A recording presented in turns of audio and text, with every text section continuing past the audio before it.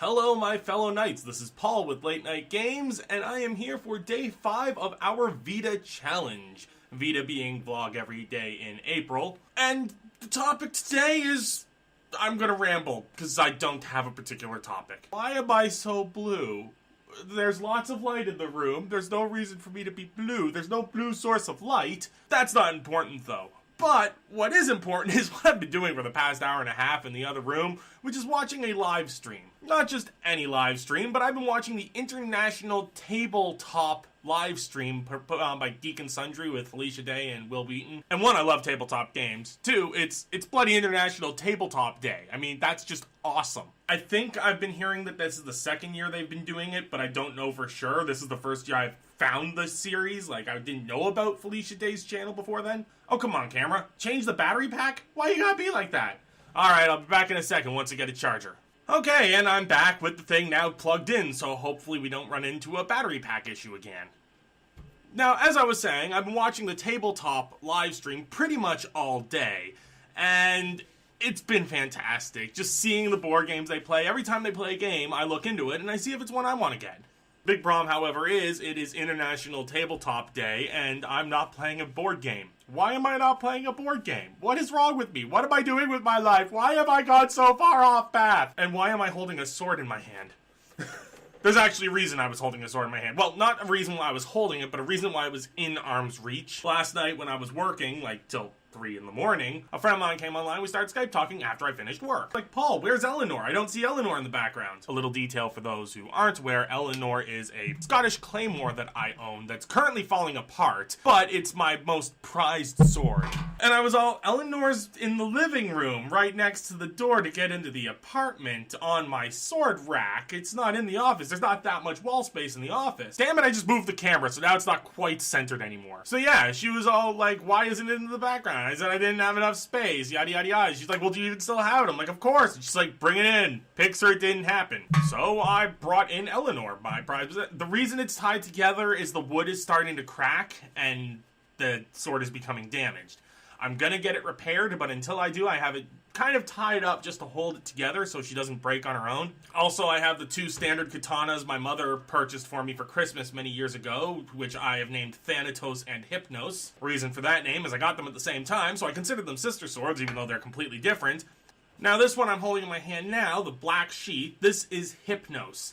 Hypnos is completely blunted. Like, the entire blade, if you look at it, there's no sharpening, no filing down, like the edge of the blade is rounded. Now, Hypnos is a Greek figure. I believe he's a daemon or a personification, as is Thanatos. Now, Thanatos is the personification of sleep or slumber, and a blunt sword is going to knock you unconscious. It's like a bludgeoning instrument. The sister blade Thanatos, however, or brother blade I guess you would call it, is in a red sheath, and it does have a sharpened edge. Not the greatest of edge. I mean, it is still just a display model sword. It's not actually designed for killing. But, as you can see, it does have the sharpening on it to give it an actual edge. And Thanatos is the Greek personification demon thing of death. And I figured if I got a blunt sword and a sharp sword, one is sleep, one is death. Thanatos and Hypnos. Then I've got this massive mofo. This thing's like literally 6 feet long. It is a Daikatana, I believe. I mean, this thing is massive. It's almost the same height as I am. And to draw it, I need 2 hands and I need to be standing. I can't do it in a sitting position. I haven't come up with a good name for this thing. Traditionally, people name swords the first time they draw them. They draw the sword, they name it. If they're going to name a sword, not everyone names sword. Me, I go with the first time the sword draws blood. And 99.99999% of the time, so pretty much every time, because I don't own that many swords, the first blood has always been my own due to my own slip-up. The only exception so far is Hypnos has never drawn my blood. I named it when I named Thanatos. Because when Thanatos, I pulled out Hypnos. Let me start the story from the beginning. So I got these things for Christmas. I took them upstairs. I went to go clean them, and I grabbed the sheath, and I pulled Hypnos out, knowing that Hypnos was blunt, and the metal slid across my finger. No big deal, whatever. And then forgetting that I grabbed Thanatos instead of Hypnos, I opened it the same way. My finger was trailing on it. It just gave me a little bit of a paper cut, but it drew blood. So I needed to give it a name. And I figured if I'm naming one, I should name them both, because they came in the same case, from the same person, at the same time, on the same occasion, so there's brother and sister blades.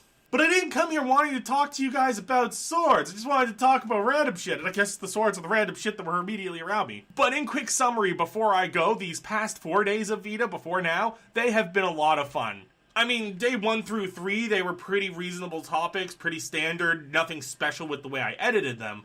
But it was fun just get back into the whole making videos thing again, vlogging again. I hadn't vlogged regularly in over 2 months, and that was a once in a while, like, when I say I haven't vlogged regularly in 2 months, that's a complete lie, because every time I vlog, it's like once every couple of months. The last time I did it weekly was last year sometime. So it's nice to get back into something regular.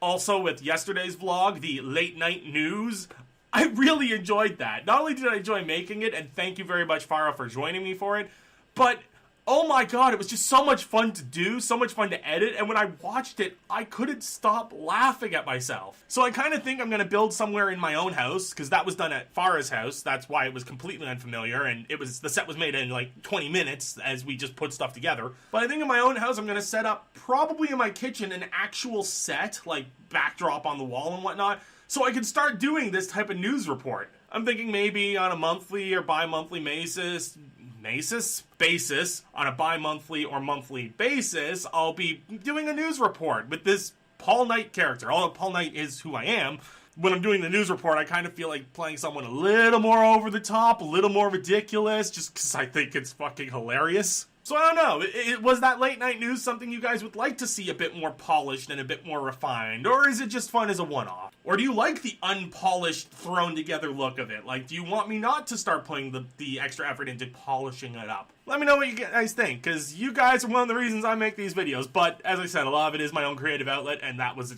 very apparent yesterday with late night news.